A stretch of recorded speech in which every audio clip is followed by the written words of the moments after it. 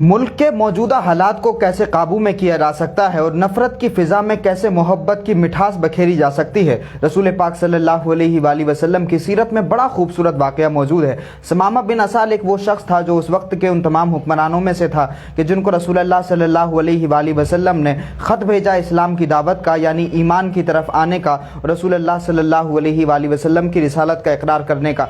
तो अलग अलग बादशाहों ने अलग अलग तरह के रिएक्शन दिए। समामा बिन असाल ने जो रिएक्शन दिया वो ये था कि वो न सिर्फ इस पर नाराज़ हुआ बल्कि रसूलुल्लाह सल्लल्लाहु अलैहि वसल्लम का ख़त भी फाड़ दिया और फिर रसूलुल्लाह सल्लल्लाहु अलैहि वसल्लम की जान लेने के दर पे हुआ, यानी रसूलुल्लाह सल्लल्लाहु अलैहि वसल्लम को वो कत्ल कर देना चाहता था। इसलिए मौक़े ढूंढता था कि किस तरह रसूलुल्लाह सल्लल्लाहु अलैहि वसल्लम को कत्ल करे। आका अलैहिस्सलातु वस्सलाम को एक मरतबा जब तन्हा पाया तो उसने पीछे से वार करने की कोशिश की, लेकिन समामा बिन असाल के चचा ने हाथ को पकड़ लिया और वो वार नहीं हो सका। रसूलुल्लाह सल्लल्लाहु अलैहि वसल्लम महफूज रहे।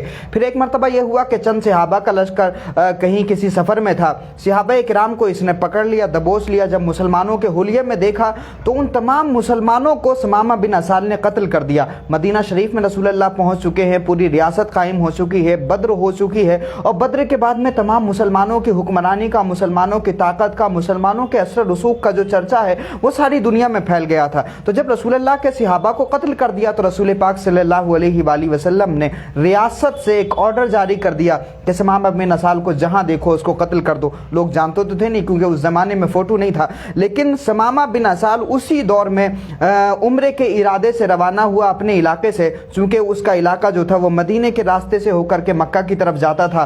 तो हजरत समामा बिन असाल को, जो बाद में मुसलमान हुए, समामा बिन असाल को सहाबाए किराम ने वहीं दबोच लिया। जो मदीने की सरहद की हिफाजत कर रहे थे वहीं दबोच लिया और पकड़ करके उसको मदीना शरीफ में लेके आए और मस्जिद नबी के सुतूनों से बांध दिया। रसूल पाक सल्लल्लाहु अलैहि वसल्लम के सहाबा ने समामा बिन असाल को कैद कर लिया, लेकिन सहाबा को यह पता नहीं था कि यह वही समामा बिन असाल है कि जिसने कई सहाबा को शहीद कर दिया है। इसलिए जब समामा बिन असाल को बांध दिया मस्जिद नबी के सुतून से, रसूल पाक सल्लल्लाहु अलैहि वसल्लम तशरीफ लाए। देख करके मुस्कुराए। रसूलुल्लाह ने उसको कत्ल करने का फरमान जारी कर दिया था चूंकि सहाबा को शहीद कर दिया था, लेकिन समामा बिन असाल को जैसे ही रसूलुल्लाह ने देखा कि मुस्कुरा दिए और फिर हुजूर ने देखा कि उसकी गर्दन अकड़ी हुई है, यानी शहनशाही के और बादशाहत के जितने भी ऐब होते हैं सारे के सारे समामा बिन असाल के अंदर मौजूद थे। जिस्म तवाना था, गर्दन अकड़ी हुई थी, पेशानी पर सिलवटें थीं और वही रोब था, वही दबदबा था। रसूलुल्लाह सल्लल्लाहु अलैहि वसल्लम को जब उसने देखा तो अपनी नजरें चुरा ली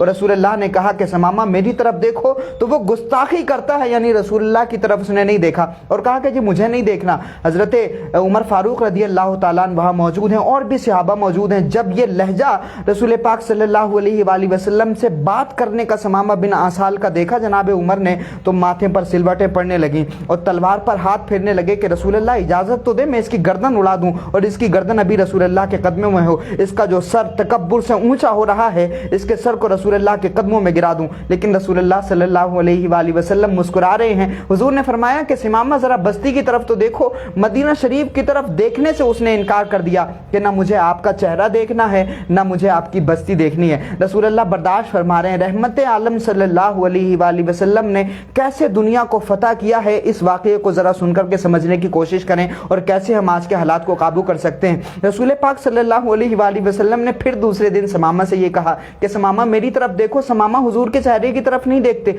गुस्ताखी भी करते हैं और कहते हैं कि मैंने आपके जैसा चेहरा नहीं देखा और ना ही मैंने आपकी जो है बस्ती से ज़्यादा बुरी कोई बस्ती देखी है। समामा बिन असाल फिर गुस्ताखी करते हैं। रसूलुल्लाह सल्लल्लाहु अलैहि वसल्लम बर्दाश्त करते हैं। अब सहाबा को पता था कि आज के दिन तो कोई ना कोई फैसला होकर ही रहेगा। अब तीसरा दिन आ चुका था। सहाबा ये जानते थे कि अब रसूलुल्लाह हुक्म जारी फरमा देंगे, इनको फांसी के फंदे पर लटका दिया जाएगा या इनकी गर्दन मार दी जाएगी। रसूलुल्लाह की बार बार गुस्ताखी भी कर रहे हैं, इस्लामी हदों को तोड़ रहे हैं, इस्लामी कवानीन को तोड़ रहे हैं और सहाबा इकराम के कातिल हैं समामा बिन असाल, इसलिए आज इन पर हद जारी हो जाएगी और इनको कत्ल कर दिया जाएगा। रसूलुल्लाह सल्लल्लाहु अलैहि वसल्लम मस्जिद नबी में तशरीफ लाए और हुजूर ने फरमाया समामा हमारे चेहरे की तरफ देखो। समामा ने नहीं देखा। हुजूर फरमाते हैं कि समामा बस्ती की तरफ देखो। समामा नहीं देखते। سمامہ کے بارے میں اچانک رسول پاک صلی اللہ علیہ وآلہ وسلم نے فرمان جاری کر دیا. کہا میرے صحابہ یہ بڑی عزت والا ہے اور یہ حکومت کرنے والا ہے, یہ حکمراں ہے, اس لیے یہ عزت دار شخص ہے تو اس کو عزت کے ساتھ میں مدینے کی سرحدوں سے باہر کر دو. صحابہ کرام کو بڑی حیرانی ہوئی, لیکن چونکہ رسول اللہ نے فرمان جاری کر دیا تھا تو صحابہ نے سمامہ کو کھولا, رسیوں کو کھولا اور عزت کے ساتھ مدینے کی سرحدوں سے باہر رخصت کر کے آ گئے. صحابہ واپس ہو گئے ہیں. اب یہ شخص جتنی تیزی سے مدینے کی سرحدوں سے باہر گیا تھا اس سے زیادہ تیزی سے مدینے کی طرف واپس آ رہا ہے, اور یہ سوچتا ہوا آ رہا ہے کہ میں نے ایسا شخص تو کہیں نہیں دیکھا. میں نے بہت سارے بادشاہوں سے ملاقاتیں کی ہیں, میں نے کئی حکمرانوں کو دیکھا ہے, لیکن اتنا جذبہ اور ایسی برداشت اور ایسی قوت اور ایسی طاقت برداشت کر لینے کی میں نے کسی کے اندر نہیں دیکھی کہ جب وہ مجھے مار سکتے ہیں, جب وہ مجھے قتل کر سکتے ہیں, اور حضرت عمر جیسے جنرل اور کمانڈر وہاں موجود ہیں, حضرت ابو بکر صدیق جیسے ایماندار اور حضرت مولا علی جیسی بہادری اور شجاعت وہاں پر موجود ہے, اس کے باوجود بھی انہوں نے مجھے معاف کر دیا, مجھے چھوڑ دیا. یہ آگے کی طرف بڑھ ضرور رہے تھے لیکن دل پیچھے کی طرف کھنچ رہا تھا.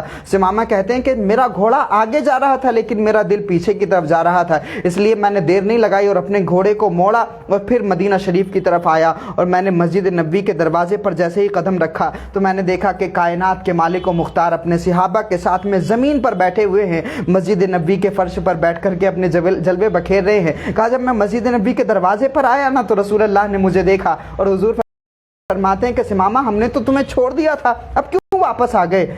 تو سمامہ کہتے ہیں یا رسول اللہ مجھے اپنا قیدی بنا کر کے آپ نے چھوڑ دیا, میں تو آپ کا قیدی ہو گیا ہوں اور اپنا دل یہیں چھوڑ کر کے چلا گیا تھا. سمامہ آگے بڑھے اور کہتے ہیں کہ میں آپ تمام لوگوں کے سامنے اسلام کا اعلان کرتا ہوں, رسول اللہ کی رسالت کا اقرار کرتا ہوں. آقا علیہ الصلوۃ والسلام کے ہاتھ پر مسلمان ہوئے سمامہ بن اسال صرف اس وجہ سے کہ رسول اللہ صلی اللہ علیہ وآلہ وسلم نے اس کی گستاخی کو اور ان کی اس بد زبانی کو اور ان کی زبان درازی کو رسول اللہ نے طاقت اور اختیار اور قدرت ہوتے ہوئے برداشت کر لیا. اور اس برداشت کا معجزہ یہ تھا کہ وہ شخص جو حضور کی جان لینا چاہتا تھا پھر وہ حضور پر جان چھڑکتا ہے اور کہتا ہے حضور مجھے کلمہ پڑھا لیں. کلمہ پڑھ کر کے مسلمان ہوا اور رسول اللہ کی بارگاہ میں وہ سمامہ بن اسال عرض کرتے ہیں یا رسول اللہ میں نے بڑی غلطیاں کی ہیں, میں نے بڑی گستاخی کی ہے, میں نے آپ کے صحابہ کو شہید کر دیا, میرے یہ گناہ کیسے معاف ہوں گے؟ کائنات کی جان رحمت عالم صلی اللہ علیہ وآلہ وسلم فرماتے ہیں کہ سمامہ پریشان نہ ہو, اسلام جو پرانے گناہ ہوتے ہیں وہ سب ختم ہو جاتے ہیں, وہ سارے کے سارے زائل ہو جاتے ہیں, اسلام تمام غلطیوں کو معاف کر دیتا ہے. حضرت سمامہ بن اسال رضی اللہ تعالیٰ عنہ اس سے پہلے حضور کے صحابی نہیں تھے, لیکن رسول پاک صلی اللہ علیہ وآلہ وسلم کی عفو و درگزر نے, برداشت نے, حضور کے اخلاق کریمانہ نے سمامہ بن اسال جیسے تکبر کرنے والے, گھمنڈ کرنے والے, سماج کے عزت دار, روب دار اور حکومت کرنے والے سمامہ بن اسال کو جیت لیا. حضور کے اس اخلاق نے اس شخص کو فتح کر لیا جو حضور کے چہرے کو دیکھنا نہیں چاہتا. اب سمامہ بن اسال کہتے ہیں یا رسول اللہ میں نے آپ کے چہرے سے زیادہ بہتر کوئی چہرہ نہیں دیکھا, اور میں نے بڑی بڑی سوسائٹیز دیکھی ہیں, میں نے بڑی بڑی حکومتیں دیکھی ہیں, میں نے بڑے بڑے سماج دیکھے ہیں, میں نے روم کو بھی دیکھا ہے, یونان کو بھی دیکھا ہے, میں نے مصر کے محلات بھی دیکھے ہیں, لیکن رسول اللہ کے مدینہ شریف سے بہتر دنیا کی کوئی بستی نہیں ہے. یہ اخلاق, یہ رویہ آقا علیہ الصلوۃ والسلام نے جب سمامہ بن اسال کے سامنے رکھا تو سمامہ بن اسال جیسا دشمن بھی حضور کی محبت کے اسیر ہو گئے, اور پھر رسول پاک صلی اللہ علیہ وآلہ وسلم کی بارگاہ میں اپنی تلوار پیش کرتے ہیں اور حضور سے عرض کرتے ہیں یا رسول اللہ اب میری تلوار ہے, میرا یہ پورا جسم ہے, میری پوری زندگی اب آپ کے مشن کے لیے وقف ہے, اب تو میں آپ کا قیدی ہو گیا ہوں. رسول اللہ نے اس بد زبان شخص کو صرف اپنی نرمی, اپنے اخلاق اور اپنے برداشت کی طاقت سے فتح کر لیا. حضور چاہتے تو ان کی گردن اڑوا سکتے تھے, ریاست کے سب سے بڑے عہدے والے شخص کی گستاخی کی تھی, لیکن رسول اللہ نے برداشت کر لیا, قدرت ہوتے ہوئے بھی, طاقت اور اختیار ہوتے ہوئے بھی. اب وہی سمامہ بن اسال کہتے ہیں یا رسول اللہ مجھے اجازت دیں تاکہ میں عمرہ کراؤں. اور آقا علیہ الصلوۃ والسلام نے عمرہ کرنے کا طریقہ بھی ان کو اسلامی بتایا. اور پھر حضرت سمامہ بن اسال وہ شخص ہیں جو مکہ شریف میں سب سے پہلے مسلمانوں میں تلبیہ بلند آواز سے کہتے ہوئے مکہ شریف میں داخل ہوئے, لبیک اللہم لبیک لا شریک لک لبیک ان الحمد والنعمت لک والملک لبیک اللہم لبیک. تو یہ الفاظ جس نے سب سے پہلے مدینہ شریف ہجرت کے بعد مسلمانوں میں سب سے پہلے جس نے بلند آواز سے یہ الفاظ کہے ہیں وہ الفاظ کہنے والے ہی حضرت ثمامہ بن اسال ہیں۔ اس لیے جب مشرکین مکہ اور کفار مکہ نے یہ دیکھا کہ کوئی الگ سی آواز سننے کو مل رہی ہے، کچھ الگ سے الفاظ سننے کو مل رہے ہیں، تو وہ تمام کے تمام تلواریں لے کر کے باہر نکلے اور انہوں نے دیکھا کہ کوئی شخص ہے جو بلند آواز سے لبیک اللہم لبیک کی صدائیں دے رہا ہے۔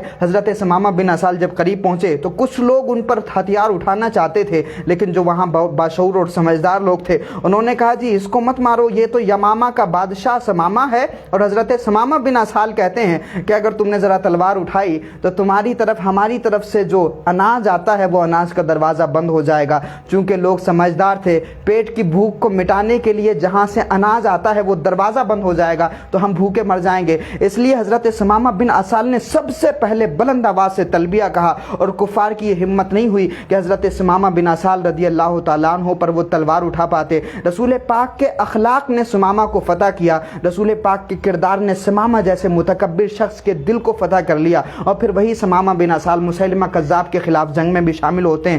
مقصد یہ ہے اس واقعے کو سنانے کا کہ ہم کہیں نہ کہیں یہ بھول گئے ہیں کہ ہم سب سے بڑے با اخلاق اور کائنات کی سب سے بڑی شاندار کردار والے شخصیت کی امتی ہیں۔ ہم یہ بھول گئے ہیں کہ ہمارا ماضی کتنا شاندار رہا ہے، ہم یہ بھول گئے ہیں کہ ہمارے نبی نے اپنے مسکراہٹوں سے اور اپنے اخلاق سے اور اپنے شاندار رویوں سے قتل کرنے والے دشمنوں کو فتح کر لیا۔ ہم یہ بھول گئے ہیں کہ وہ عمر جو تلوار لے کر کے حضور کے چراغ نبوت کو بجھانے کے لیے آئے تھے، زندگی کو ختم کرنے کے لیے آئے تھے، وہ خود حضور کے اخلاق کو دیکھ کر کے اپنی زندگی قربان کرتے ہیں۔ خدا کرے کہ ہم ان تمام واقعات کی روحانیت کو سمجھیں، ان کی اسپرٹ کو سمجھیں، اور ان کی جو نفسیات ہیں ان کو سمجھ کر کے اپنے اندر بدلاؤ لانے کی کوشش کریں، اور ہم یہ دیکھیں کہ ہمیں آندولن سے زیادہ اپنے اسلام کی اسپرٹ کو لوگوں تک پہنچانے کی ضرورت ہے۔